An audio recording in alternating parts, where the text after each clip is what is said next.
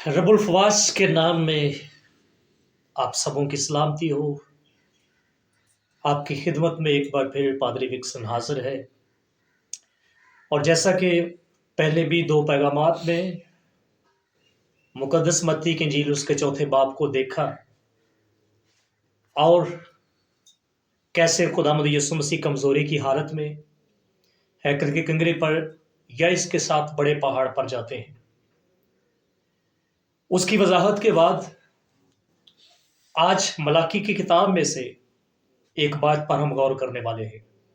मलाकी किताब तीसरा बाब उसकी पहली आयत में लिखा, देखो मैं अपने रसूल को भेजूंगा और वो मेरे आगे राह दुरुस्त करेगा, और खुदावंद जिसके तुम तालिब हो नागहान अपनी हैकल में आ मौजूद होगा। हाँ, अहद का रसूल जिसके तुम आरज़ूमंद हो आएगा, रब्बुल फवाज फरमाता है। खुदावंद के पाक कलाम के पढ़े और सुने जाने पर खुदावंद की बरकत हो, आमीन। रब्बियों की एक रवायत के मुताबिक ये कहा जाता है, रब्बी जो थे या ऐसे लोग इस बात के बारे में इंतजार थे कि खुदावंद यीशु मसीह जब मसीहा आएगा तो वो हैकल पर नागहां आएगा और एकदम आएगा, तसव्वुर नहीं किया जा सकता, लेकिन आरज़ूमंद थे कि वो आएगा जरूर।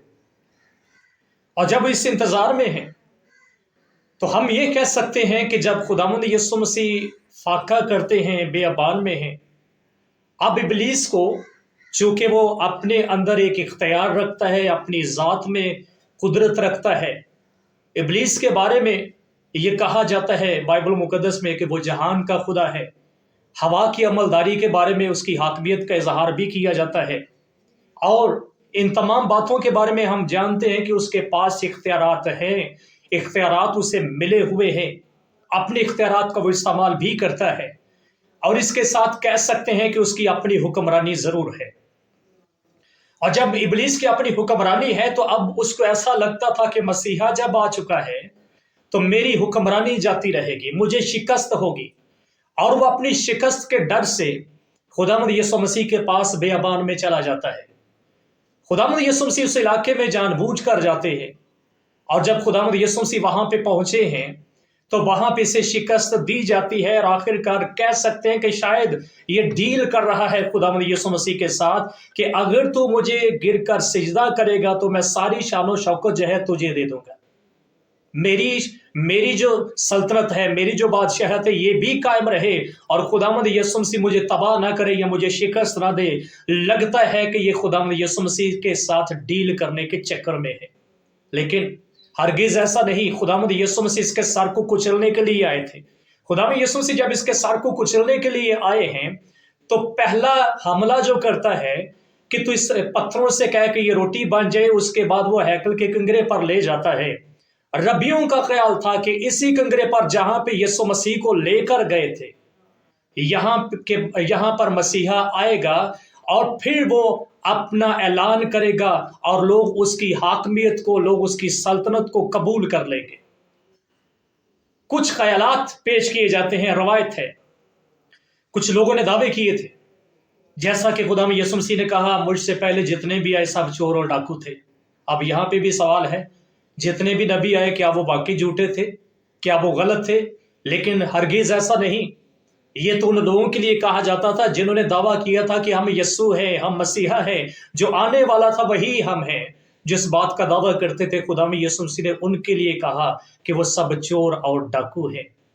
सो मेरे अजीज बहनों और भाइयों, थेओदास एक शख्स का जिक्र किया जाता है और उसने भी दावा किया था कि वो दरिया यरदन के पानी को दो हिस्सों में तकसीम कर सकता है। एक और शख्स का जिक्र करते हैं, धोखेबाज मिस्री का, उसने कहा मैं यरूशलेम की दीवारों को ढा सकता हूं। और एक और शख्स का जिक्र करते हैं, शमौन मागस का, उसने कहा कि मैं हवा में परवाज कर सकता हूं। और कुछ का ख्याल यह है कि इन्होंने ये दावे इसी जगह पे किए थे जहां पे खुदावंद यीशु मसीह को ले जाया जाता है, हैकल के कंगरे पर खड़ा किया जाता है। और जब ये हवा की अमलदारी या हवा में परवाज करने का जिक्र करता है तो ये कहा जाता है कि ये साबित करने वाला था कि अब मैं यहां से छलांग लगाऊंगा तो मैं हवा में परवाज करूंगा, मैं मरूंगा नहीं। लेकिन क्या हुआ? तारीख बयान करती है कि शमौन मागस जो था, जब इसने छलांग लगाई तो ये मर जाता है। और खुदावंद यीशु मसीह کے بارے میں یہ ہے کہ شیطان اسے لے کر گیا تھا کہ اب یہاں پہ یہ ثابت کر دے گا اپنے آپ کو، میرے کہنے سے ثابت کر دے گا، لیکن یسوع ابلیس کی بات ماننے کے لیے تیار نہیں۔ خداوند یسوع مسیح کو ثابت کرنا یا اسے ابلیس کے کہنے پہ ثابت کرنا درست نہیں تھا۔ خداوند یسوع مسیح وقتوں کے مطابق اپنا کام کر رہے تھا۔ یاد رکھیے کئی دفعہ اس نے کہا میرا بھی وقت نہیں آیا، اور جہاں پہ وقت کی بات کرتے ہیں آ جاتا تھا تو پھر وہ کہہ دیتا کہ وقت آ چکا ہے۔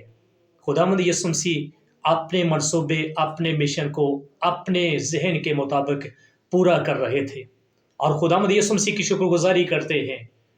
پیدائش سے لے کر صلیب تک مشکلات آئی، لیکن بائبل شہادت دیتی ہے، تاریخ شہادت دیتی ہے، یسوع فاتح ہے، وہ فتح دیتا ہے۔ ایماندار بھی اپنے خداوند میں ابلیس پر، آزمائشوں پر، مشکلات پر ایسے ہی فتح پاتے ہیں۔ خداوند آپ سب کو برکت دے، آمین۔